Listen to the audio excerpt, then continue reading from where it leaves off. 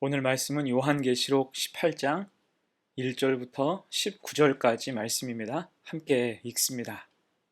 이 일 후에 다른 천사가 하늘에서 내려오는 것을 보니 큰 권세를 가졌는데 그의 영광으로 땅이 환하여지더라. 힘찬 음성으로 외쳐 이르되 무너졌도다 무너졌도다 큰 성 바벨론이여 귀신의 처소와 각종 더러운 영이 모이는 곳과 각종 더럽고 가증한 새들이 모이는 곳이 되었도다. 그 음행의 진노의 포도주로 말미암아 만국이 무너졌으며 또 땅의 왕들이 그와 더불어 음행하였으며 땅의 상인들도 그 사치의 세력으로 치부하였도다 하더라. 또 내가 들으니 하늘로부터 다른 음성이 나서 이르되 내 백성아 거기서 나와 그의 죄에 참여하지 말고 그가 받을 재앙들을 받지 말라. 그의 죄는 하늘에 사무쳤으며 하나님은 그의 불의한 일을 기억하신지라. 그가 준 그대로 그에게 주고 그의 행위대로 갑절을 갚아주고 그가 섞은 잔에도 갑절이나 섞어 그에게 주라. 그가 얼마나 자기를 영화롭게 하였으며 사치하였든지 그만큼 고통과 애통함으로 갚아주라.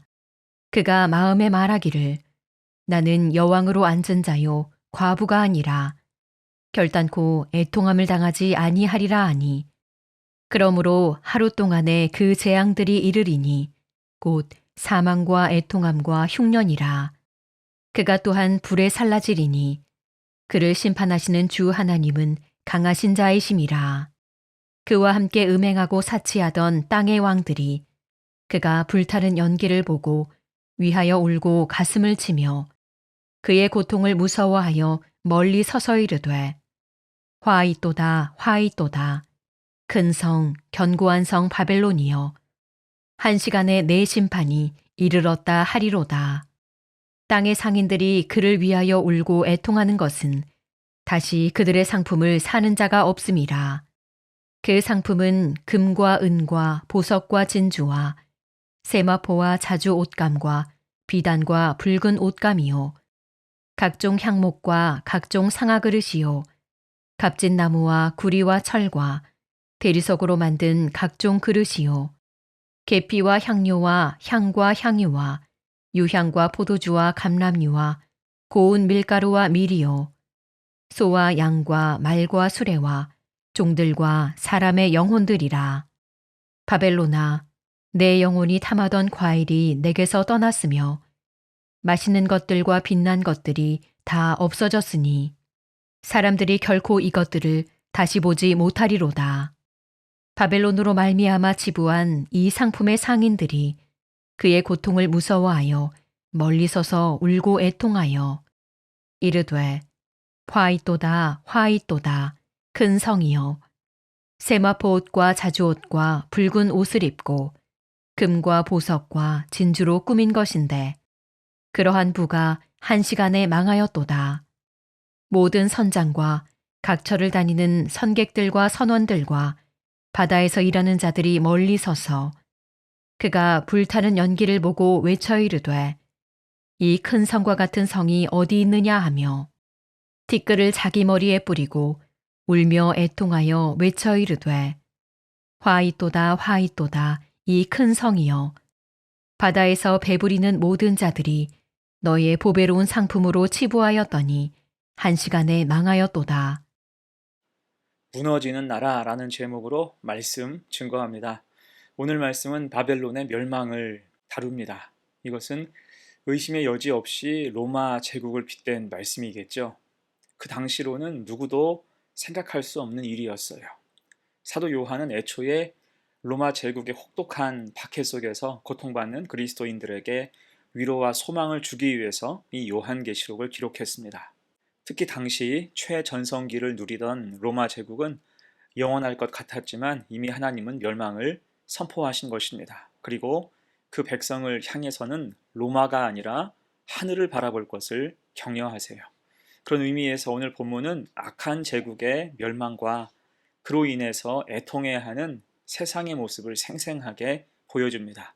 이를 통해서 주시는 교훈이 무엇인지 두 가지로 생각을 해봅니다. 첫 번째, 무너질 것에 대해서 소망을 두지 말라는 것입니다. 요한계시록 18장은 큰 성 바벨론의 멸망을 선포하는 천사의 음성으로 시작해요.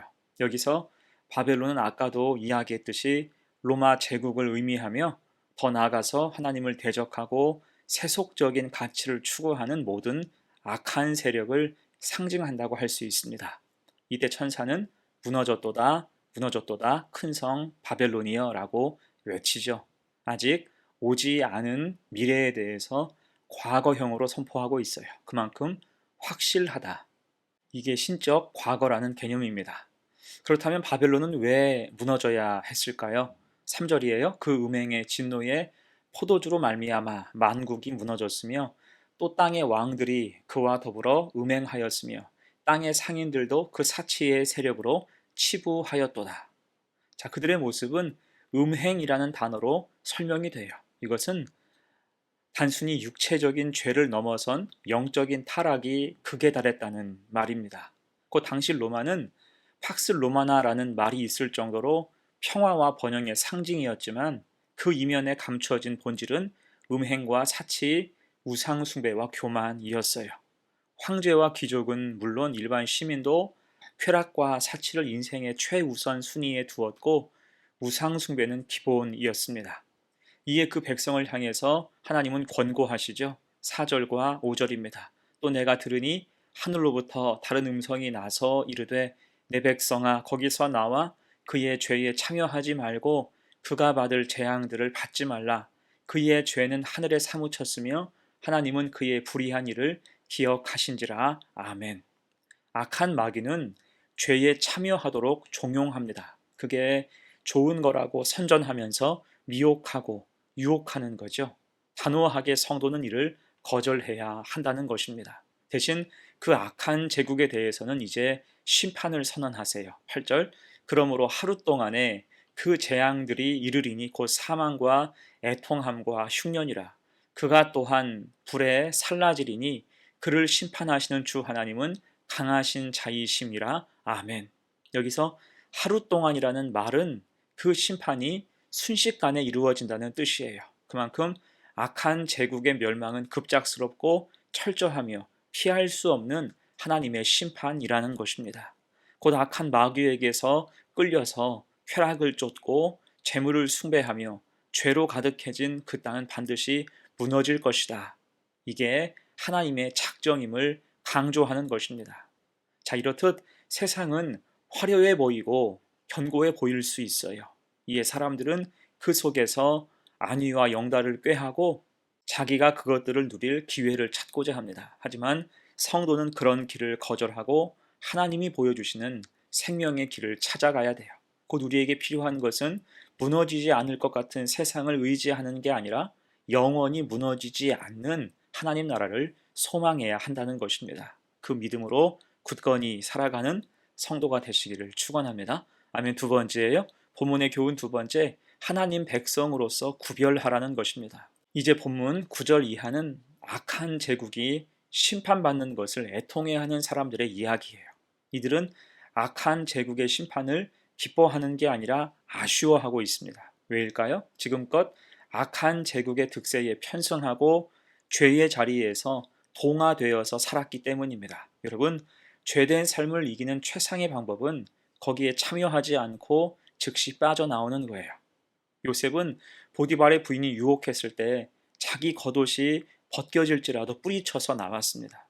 또 다니엘은 죽기를 각오하고 바벨론의 가치관에 몸 담지 않았습니다. 하나님 중심의 삶을 산 거죠. 이것이 진짜 믿음입니다.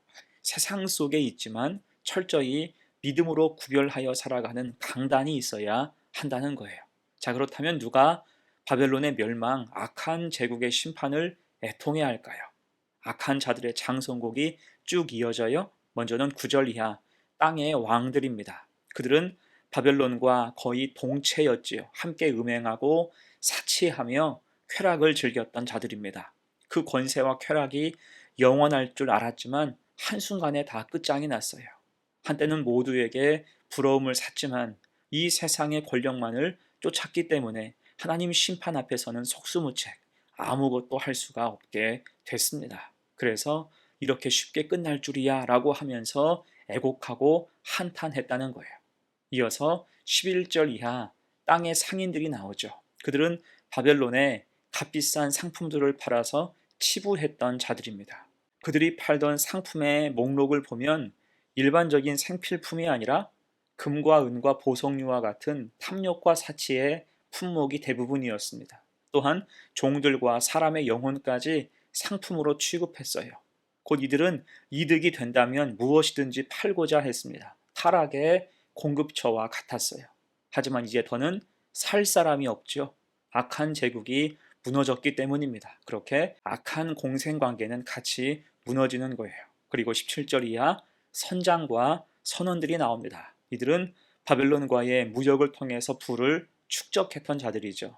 바벨론은 그들에게 더없이 좋은 거래처였습니다. 하지만 이제 거래처가 끊어져서 배가 돌아갈 곳이 없게 된 것입니다. 그럴 때 앞이 깜깜해서 애통이 가득해진 거죠. 자, 이 세 부류의 사람들은 모두 바벨론의 화려함과 부귀영화에 의지해서 살았지만 그 갑작스런 멸망 앞에서는 이제 망연자실, 소망이 없음을 깨닫고 한탄하는 것입니다. 이때 이들이 공통적으로 하고 있는 말이 무엇입니까? 그것은 한 시간에 망하였도다라는 말이에요. 10절과 17절과 19절에서 나오죠. 곧 이 제국이 영원할 줄 알았던 것입니다. 거기서 시쳇말로 꿀을 빨며 영원히 부귀영화를 누릴 줄로 알았던 거예요.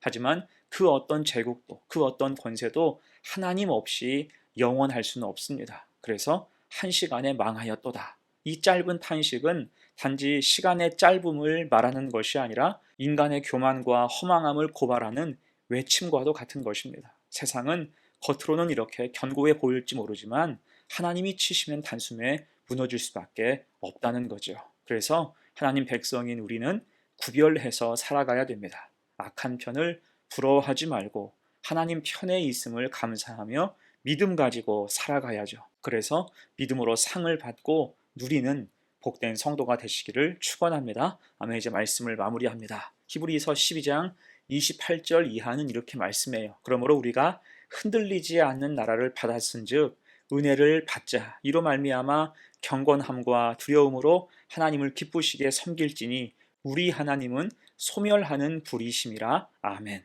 이에 우리는 흔들릴 나라, 사라질 나라에 소망을 두지 말고 영원한 하나님 나라, 흔들리지 않는 그 나라를 소망에 두어야 할 것입니다. 이 땅의 바벨론은 다 무너질 것이지만 하나님 나라는 영원해요.